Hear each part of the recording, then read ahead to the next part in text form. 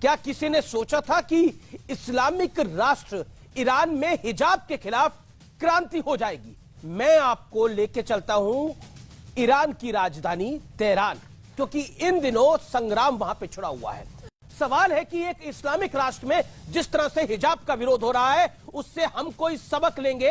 Are पार में आज इसी मुद्दे पर होगी सबसे बड़ी चर्चा। तो चलिए शुरू करते हैं। शायदा फलक जी, आप ईरान की इन महिलाओं के साथ ही खड़ी होंगी, क्योंकि ये तो रूढ़िवादी सोच से आजादी चाह रही है। यू आर विद देम इस लड़ाई में? अमिश जी, हमारे देश में बहुत सारे इश्यूज है, बहुत सारे मसाइल है।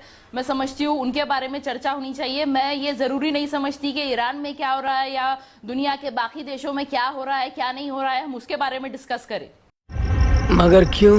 मैं और उनका अपना खुद का लॉ है और हमारी कंट्री का अलग लॉ है, अलग रूल्स है। तो मैं नहीं समझती कि हमारी कंट्री और उनकी कंट्री को कंपेयर किया जाना चाहिए या हम उनके बारे में डिस्कस करें। मैं बात नोट कर रहा था, अगर मेरी बात किसी को बुरी लगे तो वो भी नोट कर ले, बीच में ना बोले। बीच में बोलेगा तो उसी लहजे में जवाब दूंगा। समझ रहे हो? समझ रहे हो आप? समझ रहे हो? अभी बड़ी अच्छी बात सुनने को मिली अमीश भाई, या यूं कहूं बड़ी दोगली बात सुनने को मिली कि भाई वो तो ईरान का मैटर है, हम क्या जाने, वो उनका कानून है। हमारे देश की, हम अपने देश की बात करेंगे। अच्छा लगा, सुन के अच्छा लगा। अमीश भाई, 3 हफ्ते पहले मैं एक डिबेट में था, चैनल का नाम क्या बताऊं, वहां पर फलक बहन भी थी। जब राजा का मैटर चल रहा था, जब उसने गलत बयान दिया था हैदराबाद का, तो फलक बहन ने यह बोला कि कैसे नहीं प्रोटेस्ट होगा, अभी पूरी दुनिया में प्रोटेस्ट होगा, पूरी दुनिया इसके खिलाफ प्रोटेस्ट करेगी, मुस्लिम मुल्क प्रोटेस्ट करेंगे। 3 हफ्ते पहले तो भाई उस दिन तो आपने पूरे मुल्क से के मुसलमानों से रिश्तेदारी कर ली थी, लेकिन आज पांसा उल्टा पड़ गया। तो आज हिंदुस्तान का मुसलमान अलग हो गया। अमीश भाई, म्यांमार में जो मुसलमान मारे जा रहे हैं वो भी उनका इंटरनल मैटर है ना। फिर रोहिंग्याओं से रिश्तेदारी क्यों करते हो? रोहिंग्याओं से रिश्तेदारी करना बंद कर दो।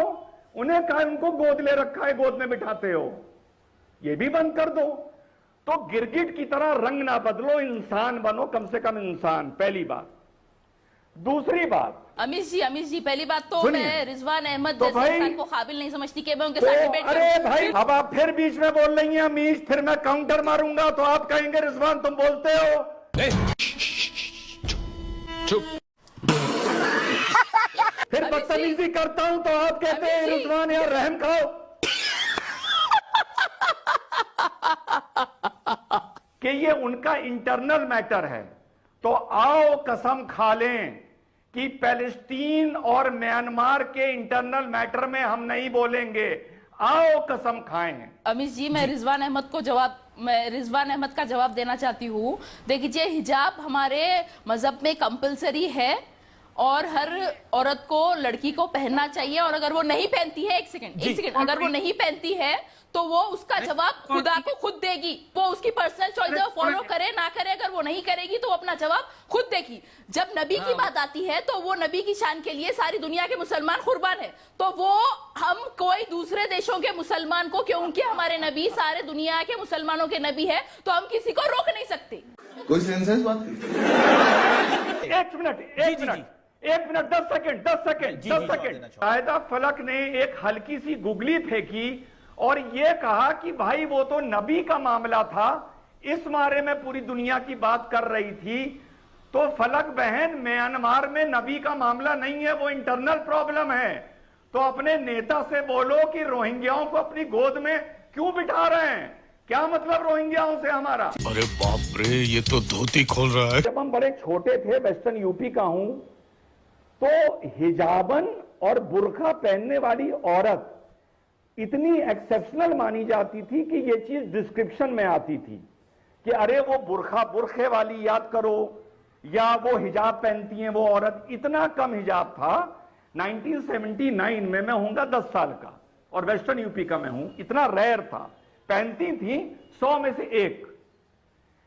79 से 89 के बीच में आते आते ये सारी हिजाबने पैदा हुई हैं